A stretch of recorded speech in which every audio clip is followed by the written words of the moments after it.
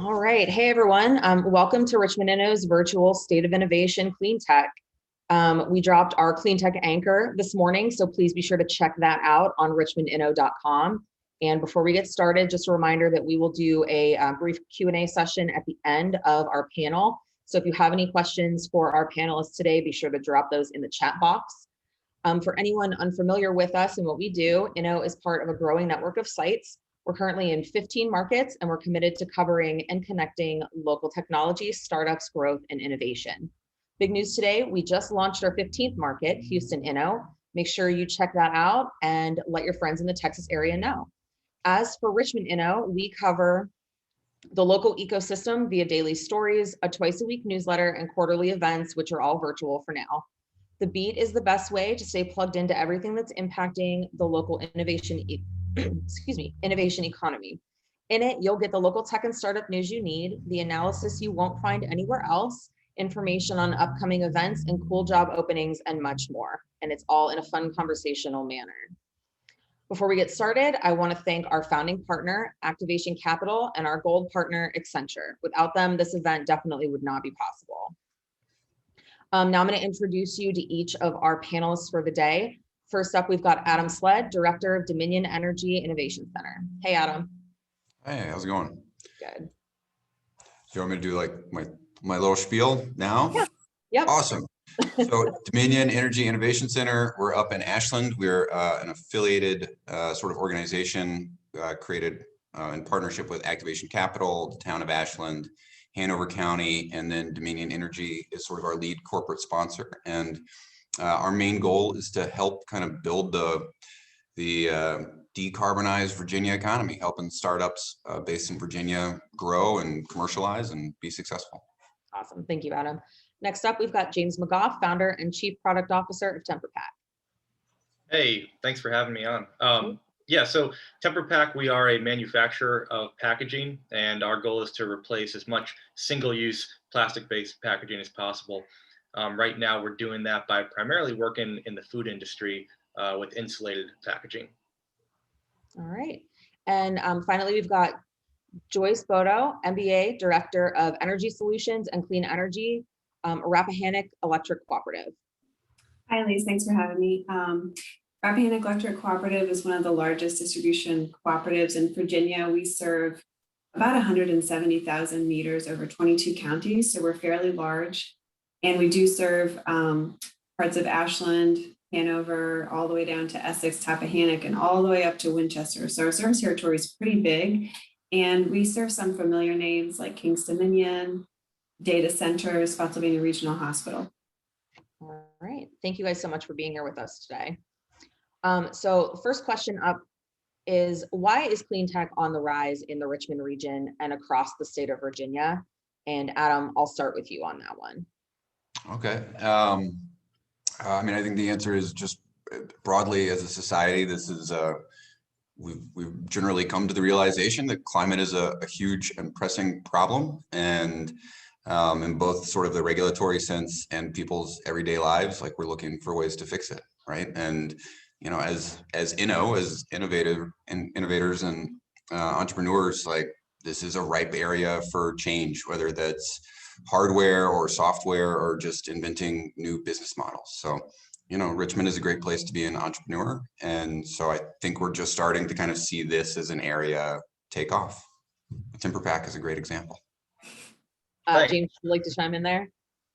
Yeah, I mean, I think it's increasing overall everywhere, which is a good thing. And I think it's kind of two things meeting in the middle. Is people care more, and there's more and more data coming out that, you know, we should be caring about this. And then I think on the other side, there's also a lot of opportunity, whether that's starting a company or whether that's investing in a company or scaling a company or, you know, doing something within a company that's already established that's more sustainability focused. So yeah, we're happy to be a part of it. And I'll chime in here too. I think from a utility perspective, our number one job is to provide electricity 24/7, but people don't purchase electricity for the sake of buying energy. They're really purchasing kilowatt hours so that they can do something else, like stream movies or do video conferencing or play games or whatever. So over time, we've really seen this huge shift in corporate members having really high sustainability goals. They want renewable energy credits. They want more renewable in the generation portfolio. And then on the residential side, we've seen so many more net metering accounts where people are willing to put up tens of thousands of dollars to put solar panels on their roof. And it may take 10 or 12 years for that payback to happen, but we're seeing a lot more people willing to spend money in the sustainability arena. And from like a business corporate policy, we're really taking resources internally to make sure that we're walking and talking in that same manner. So we have a sustainability team in-house. We instituted single stream recycling, which is part of our key performance indicators, and electric vehicles. So we have a lot going on, but sometimes utilities don't move super fast. So we're trying to get going a little bit more here. Awesome. All right. And so how has clean tech, clean energy, climate tech, the whole gamut of that ecosystem grown over the last few years? And when do you think that clean tech really began to take hold in this area? I mean, is it starting? James? Yeah, sure. I'm happy to jump in.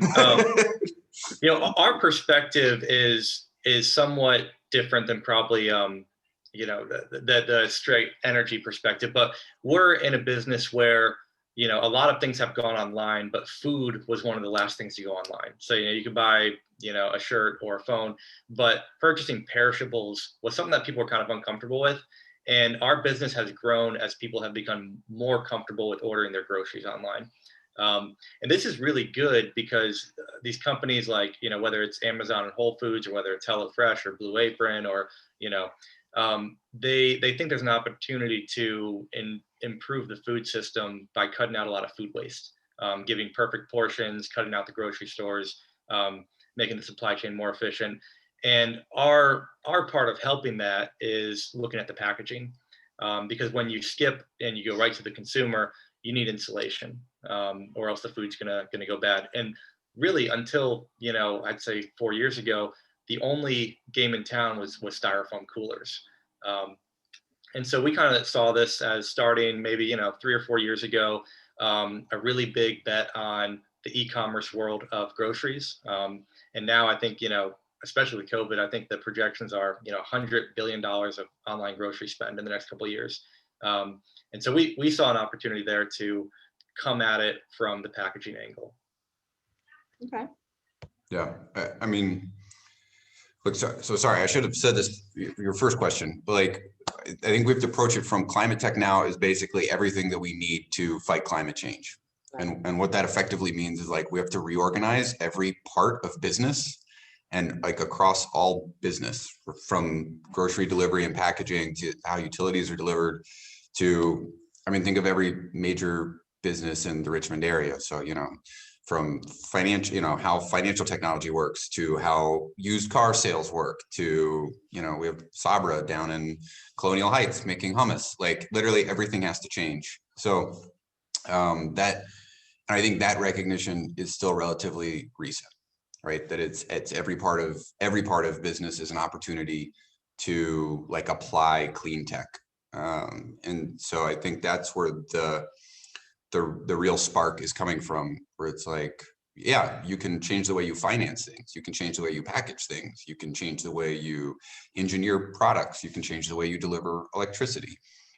There is sort of no end to what needs to change. And so it's just starting to kind of apply that, I guess, design thinking style, right, of innovation to product development. And some of the obvious places for it to happen are like what Joyce is doing on the utility side, because we immediately go to renewable energy and how we use and consume energy, but it applies to everything else just as well. And just to kind of tack onto that, we kind of see this sphere as you have to have energy efficiency coupled with renewables, coupled with beneficial electrification, yep. And then you can really get to your decarbonization goals. So one of the things that we see with energy efficiency is it's really expensive to replace a heat pump that might need to be upgraded or to get new insulation, or you lived in your house for a long time, you just kind of get used to it not being super comfortable. One of the things that REC will be implementing, hopefully late this year, is an on-bill tariff program so that members can sign up. A walkthrough audit will be done, lots and lots of pictures and data will be collected. And then basically an easy plan will be presented to the member that says, Adam, you need a new heat pump and you need new insulation. This is going to cost $6,000 and you can finance it on your REC bill over 12 years. And the energy efficiency savings actually pay for those improvements.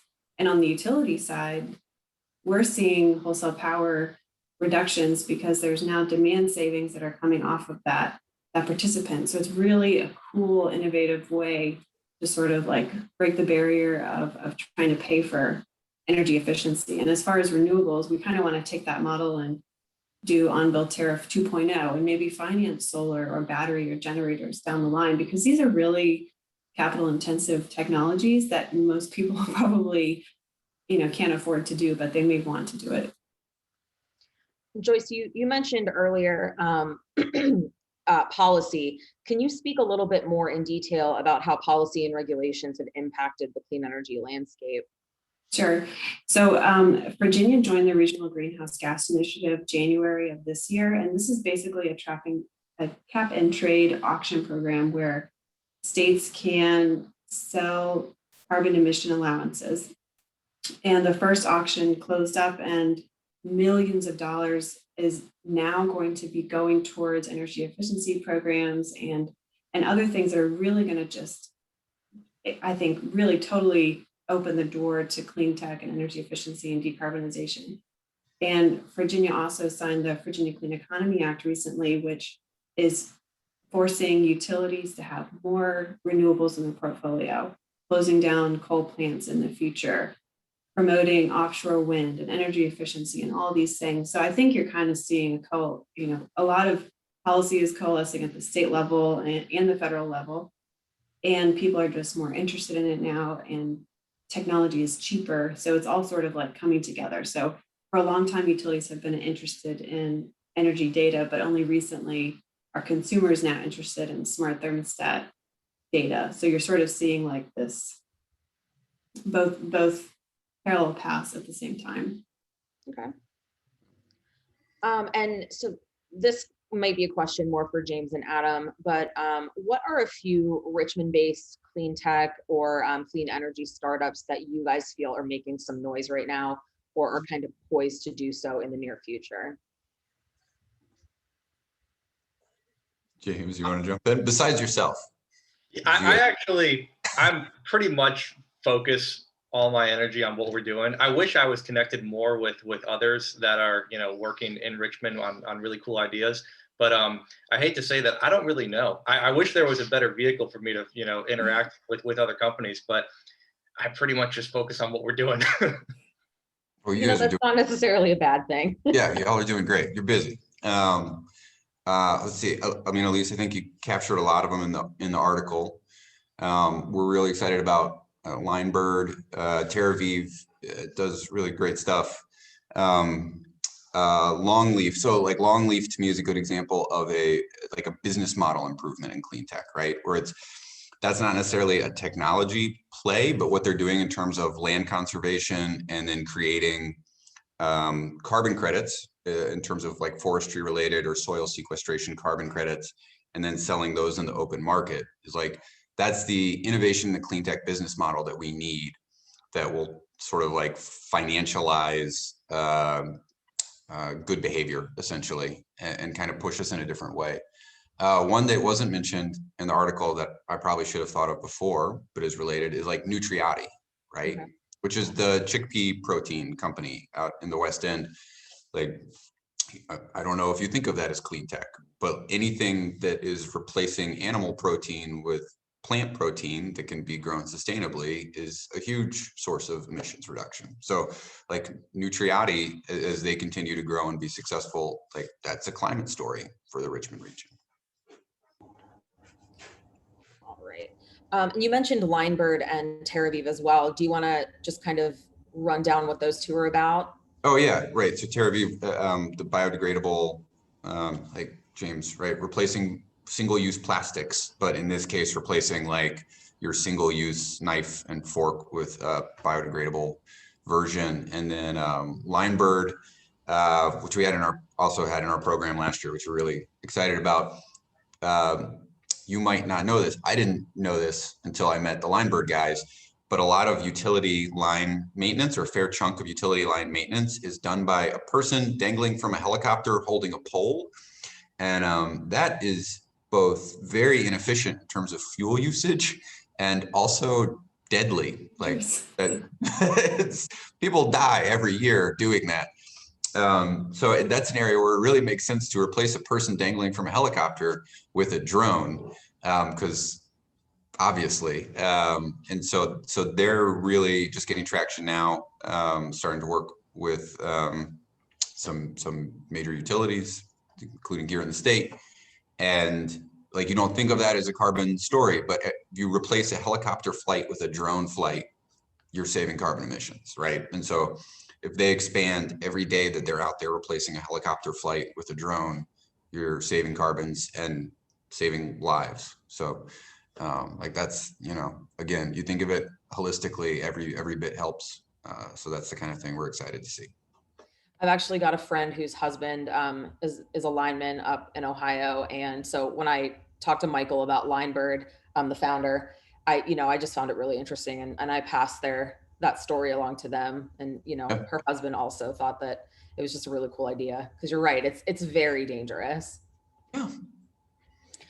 All right. And so, in your opinion, has clean tech or clean energy in the Richmond region and Virginia met or exceeded expectations at this point? Or have there been expectations? We're an area undergoing a lot of transformation right now. And I think historically it is not something that was a priority here. But I think it is now. The Virginia State House is a lot different place than it was 5-10 years ago. So I think we're seeing shift there. And I think it's like stories like TemperPack will get a lot more people excited about doing startups in this realm. So I see this as an acceleration like happening, every time we hear about a round, a TemperPack round or a Nutriati round or something like that spurs somebody else at VCU or at Tech or something to go do something cool. I think we have a long way to go. I think too that this is sort of, I talked about renewable energy credits, and those are not tangible. Those are hard to explain to other people. If you don't know what a kilowatt hour is, or demand, or kW, like that's just sort of nebulous. So I think that everybody has to do a better job explaining how do you be more sustainable. Like we have a community solar program where folks can buy 50 kilowatt hour blocks of solar and attach it to their bill. And it is less expensive than putting solar on your roof, but we've found that members don't really necessarily understand that concept, because a couple of members will say, but it's going to cost me more. I thought solar was less expensive. So, you kind of have to start from ground zero and say, well, all the utilities are regulated in the state of Virginia. Our rate is 12 cents per kilowatt hour. And based on our current portfolio, it's going to cost a little bit more of a premium to offer just solar. So those kind of conversations, I think, we need to do a better job explaining how just a regular person could implement some of these sustainability practices. But those are conversations you're having now that you weren't having like 5 years ago. Right. But then they ask, what's a block of, what's a 50 kilowatt hour block? What does that mean? So like we're doing an electric vehicle rebate program. We just filed it the other day at the commission, and we'll be giving $7 on the bill for electric vehicle drivers that schedule their car to charge overnight. And $7 a month doesn't sound like a lot, but when you change that definition or verbiage to say that's the same as driving 200 miles, like that makes a little bit more sense to people. And kind of in that respect, off of what Joyce just said, you know, how do you guys think startups can kind of incorporate, you know, obviously clean tech startups, but how do you think they can incorporate what they're doing and their knowledge to get more people excited about or interested in the, you know, the clean energy, clean tech, climate tech space? I think one thing we've noticed to your question right before this one around sort of progress in the Richmond area, one lens to view that through is what kind of talent can you attract, you know? And I remember, you know, it seems like just yesterday we were a 3-person team and now we have over 300 people. And it's not because, you know, everyone loves packaging. Packaging is actually quite boring unless you're doing something really cool with it. But it's because people are looking for companies with purpose behind them. And I think that, that's sort of a metric I use is, are we getting people that could work anywhere to come to work for us? And if we are, what is that? Is that the mission? And I think that the general trend we've seen is that people, and not just young people, but everyone really wants to be involved with a company that's doing good. So, you know, being a startup that's grown from 3 to 300 employees, what advice would you give, James, to a startup, you know, a founder or a pair of founders who are working toward that same goal? I mean, I think that there's sometimes a notion of you have to compromise if you're doing something within the, you know, sustainability realm. And I think you really got to look yourself in the mirror and say, is our product better? You know, because if it's just greener or it's, you know, has incremental benefits as far as sustainability goes, but you're not going to actually scale it, then it's going to be hard to get those people that are hungry to grow, you know, their careers. So I think you got to make sure you start with, okay, you know, kind of 3 things. Is the market opportunity really there? Is the sort of the pond we're in, is it big enough? Do we actually have a better mousetrap? Did we come up with something really innovative? And then did we staff it right with the absolute smartest people that we can attract to the Richmond area to join us? And if any one of those 3 is off, you know, I think you got to reconsider what you're doing. It's the Mr. Burns test. The Mr. Burns test is would this thing still sell if you took away all esoteric green benefits? Yeah. Yep. Right. Yeah. So it's right. And that's how you know whether or not something's worth investing in or doing, is if we just took away like the super esoteric green benefits of whatever this thing is it still a good business idea? Yeah. Like, I never thought about buying an electric car until Tesla came out, you know? Right. Right. They make it worthwhile. So, but if you guys, like James, if you're looking for engineering talent, or are you looking for people that, like, you don't care if they're specifically, I don't know, into green engineering or something, right? Like you just want someone to help you come up with the best next packaging solution. Yeah, I think that the same type of people that are looking to really sink their teeth into a really hard problem are the same type of people that are going to naturally like what we're doing, because it's not easy to engineer something that has to work better and be more affordable, but also weaving sustainability into the DNA of the product. So I think you get the same type of people just by the nature of how challenging the work is. Yeah, like what we've done here, look at an activation capital is like home to the biotech park, right? Like what we've done here in the last 15 years in biotech and life sciences and stuff is amazing. And now we have success stories like Flow, you know, and I mean, we just have huge success stories in the life sciences. I think this is a good time to start focusing more on the sort of broader scope of clean tech stuff and applying the same lenses. And like really, like here, we don't think of Charlottesville as part of Richmond area. Charlottesville very definitely thinks of Charlottesville as its own separate thing. But like if you just consider what Charlottesville has done amazing things in clean tech, climate tech, like a ton of cool stuff comes out of there. And you have companies like Apex Energy that are based there. And we just need to like crack open that door between Charlottesville and Richmond a little bit. Just like that would probably really kind of change the tone, the tenor of the conversation and the kind of connections we have going on. So I think it's really doable. Sorry, I took that in like a weird, like, let's all talk about Charlottesville now direction. No, that's okay. like UVA has a lot of bright people actually working in this space, but like we don't see them in Richmond unless like Babylon, they decide to pull up stakes and relocate here. And that'd be super cool if we saw more of that.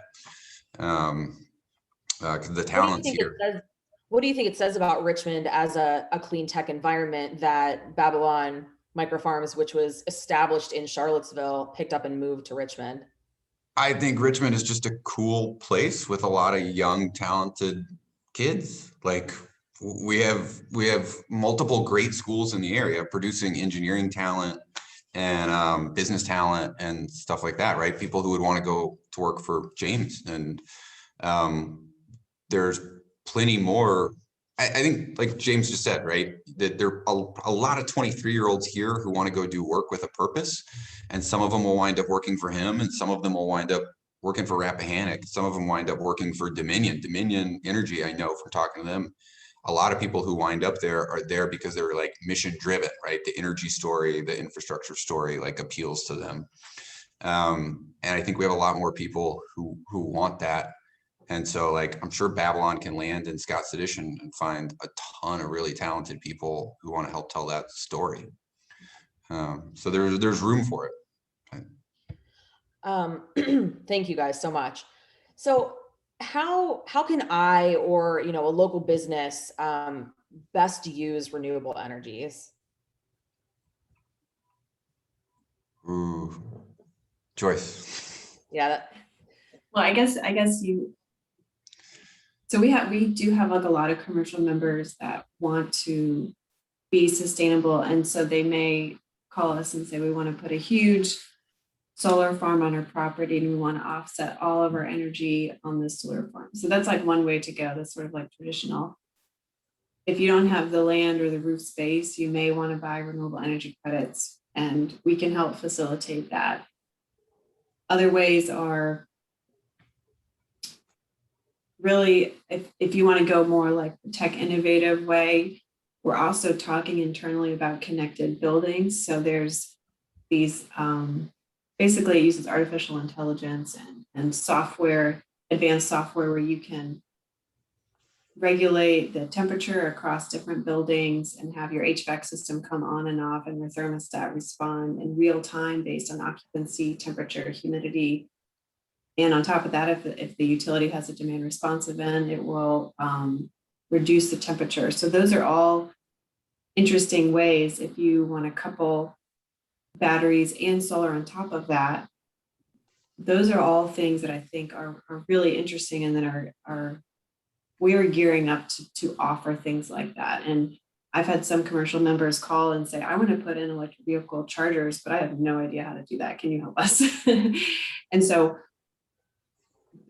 the way that we answer those questions is that we do them also. So like at our headquarters office, we're putting in EV charging for employees and really trying to take note of all the steps that we have to go through in order to do that, so that when the commercial member calls us and asks for assistance, our distribution design department can say, yep, I can help you with that, because, doing that type of work is very similar to putting in underground lines, for instance, or designing that type of work. So we have a lot of different options. I think it just depends on what companies want to do as far as their renewable goals. But I can tell you that from Rappahannock's perspective, our generation power provider, Old Dominion Electric Cooperative, who's headquartered in Glen Allen, has spent significant resources in reducing their carbon emissions. So their carbon emissions have gone down 41% since 2005, and they now have a net zero carbon emission goal by 2050. So even if the member does nothing, their energy bill is still going to be cleaner and more renewable over time. In the future, do you guys think that we'll be using more or less electricity than we do now? I know that seems kind of like a counterintuitive question given our conversation today. What do you think that landscape's going to look like in the next 10, 20, 30 years? Let me answer that one. I don't mind. You want to start? Yeah. I'll give you the cheat sheet. So if I were like looking at my crystal ball or whatever, energy revenue from a utility standpoint probably only goes up like 1% or 2% year over year. But if you're in an area like Spotsylvania or Winchester, there are so many townhouses and apartment complexes just going up. And so depending on where people are moving in, on the other hand, houses are more efficient than they used to be. The codes for building houses are requiring that homes be more efficient. So you're naturally going to use less electricity. On the other hand, when you start electrifying transportation, your fuel is now electricity. So we're going to see our energy bills go up for members who choose to go electric. So there's a lot of up and I can't give you like one answer because the answer is it depends. Sure. I would say electricity use will go up, and that's why we're going to electrify everything or almost everything. I think there will still be there's some really cool stuff happening in terms of hydrogen, but like renewable natural gas or renewable-ish natural gas, like coming off of like agricultural uses. But my guess is in 10 to 15 years, we've electrified like 98% of things. Okay. Unless like you're not going to be going out and buying like a cool gas stove in 10 years. Most of them are going to be off the market. Gotcha. And kind of pivoting back to the startup space, James, can you talk a little bit more specifically about TemperPack's mission of sustainability and why that's something that you've been passionate about, and also how being in Richmond has helped your company thrive? Yeah, sure. Well, packaging is a little bit like electricity. It's like no one ever thinks about it, but you interact with it every day, and it's all around you. And a lot of packaging, most of it has no function after the product gets to you. And so, there's a lot of places where you can make that more sustainable, like corrugated, like cardboard boxes are very sustainable. They get recycled, upwards of 95% of the time. Everyone knows what to do with them. There's some areas where the market is changing and there's not enough material engineering to keep up with kind of these new formats. And the area that we're focused in that we saw an opportunity was on insulation, particularly because, 70 years ago or 80 years ago, styrofoam was invented and it's super cheap. It's available all around the world. It works really well, but you can't recycle it. It doesn't biodegrade. And it's just, it's made from feedstock that isn't renewable. And so the mission of our company is really how do we eradicate that material basically from collective human use? And it's a really interesting problem because we're also selling to companies that are very, margin driven, and they're trying to scale as well. So we need to come up with something that allows them to get groceries, millions of groceries a week all around the world at the right temperature so that no one gets sick. And this could be, medicine as well, with a package that has, renewable feedstock, a low conversion, embodied energy, and a very clear end of life.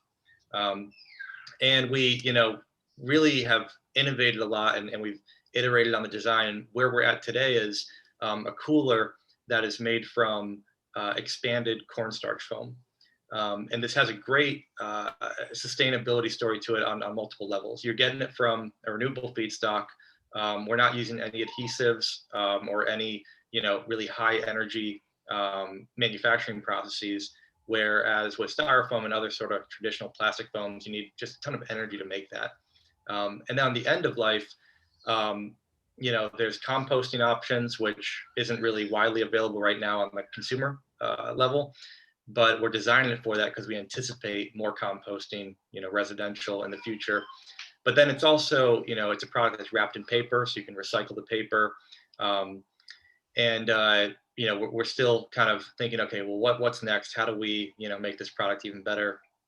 But that's pretty much in a nutshell what we're trying to do. We're trying to make packaging that uses no plastics, has a very clear end of life, and from an LCA standpoint is a much lower carbon burden. And Adam, for you, why was now the time for Dominion to launch its accelerator program? Do you think that the program, the Clean Tech Accelerator that you guys have going now, would have even worked in Richmond or Virginia 5 or 10 years ago? That's a good question. I think some of it would have, but certainly there's a change, and I don't want to like speak on behalf of Dominion because that's not my role. But their model changed, the regulatory model changed. I think like very publicly things Dominion has started doing are significantly different from things businesses they were trying to be in 10 years ago are not businesses they're expanding into right now. Right. And so that I think they know and see as an opportunity to, innovate. Just simply put, like innovate, right? Every big company wants to be innovative in some way. And it is hard for big companies to be innovative because if you've ever worked at a big giant company, there are a lot of layers and minds that have to get changed in order for like the ship to turn. And so certainly there's some of what we're doing now they could have done 10 years ago, but I think they just got to a point where they were like, hey, maybe we should try out other things in order to be innovative. And so it's that sort of like willingness to try new approaches to working with young companies that I think is the really cool thing. And that's what you want to see from, I don't know, I mean, that's where the whole ecosystem kind of needs to go. Absolutely. All right. Well, it doesn't look like we have any audience questions. So before we log out for the day, we're going to end a little bit early here. Do you guys have any thoughts or questions for each other? James, so are you guys getting, of your customers, you said everybody's sort of margin driven, but are some of them just showing up like, hey, we made a climate commitment and when we dug into our emissions, like packaging was a terrible thing, and so we just need a solution, and if you're anywhere comparable, like we'll take it? Yeah, definitely. And I think we've benefited from a little bit of disconnection between like what the CEOs of very large public companies will say, and then when it goes down to like what the packaging engineer needs to make happen. So eventually, they'll find us and they'll say, hey, we made this goal as a corporation to remove single-use plastic or to get zero waste to landfill by 2025. And honestly, we have no idea what to do. So I think we've benefited a lot from somewhat ambitious kind of shoot for the moon statements from large companies. But then, I mean, there's other companies that have said, hey, we've been trying to do this for 10 years. We just can't find the right materials. We revisit it every year. It's something that we're a little bit more educated and nuanced about. And, do you have anything that can work for us? So we kind of see both sides of the spectrum. All right. Well, thank you guys so much again for joining us. Really great insight from all three of you. And thank you to the audience for joining us today as well. If you weren't with us right at the beginning, we did launch our Houston Inno market. So be sure to check that out, or let anybody in Texas, let them know that market is launched. And please go to richmondinno.com and take a look at our clean tech anchor that published this morning. Actually, we have one more question and we do have time. I'm going to take that real quick. It just came in. So in your opinions, what are some of the most energy intensive or climate impacting industries that aren't seeing the changes needed for a sustainable future? I'll take that one. So one of the things that we see a lot of is data centers. And you have to have data centers to stream movies and to do virtual homeschooling and everything else you can think of, but they use a ton of energy. And so I think that is an opportunity for data centers to kind of think about how can they reduce their carbon footprint, or how can they work with utilities like Rappahannock even to think about lowering the demand that is required to just run all of those servers 24/7, because a data center also has to have a lot of resiliency built in. They cannot afford a power outage. And so there's also just more money and resources spent on a data center and by the utility to make sure that they are always up and running. So I see that as an opportunity. Yeah, that's a really awesome example. And I think that's, In one sense, the answer to your question is like everything is changing, but there are areas where either we're not changing anywhere near the rate, the rate at which we need to in order to catch up. And then there are areas where we're having like these unintended consequences, right? You move everything to the cloud and that's great, except that data centers use a ton of energy. We go to home delivery for groceries and that's great, except now you need way more packaging than you needed before. There was like when we electrify everything and we add sensors into everything and we go to the Internet of Things technologies, it's amazing for efficiency, but now you're making a billion chips that you weren't making to go into those sensors years ago. And so now we're creating all these new emissions in the chip making industry. That's why we have a shortage of chips right now, right? We can't make chips fast enough. So I think it's more looking in these areas where we have this kind of unintended consequence of the rush to do other things, like get more efficient in other ways. But it's creating needs that we didn't have 3 years ago, 5 years ago. All right, great question. Thank you so much.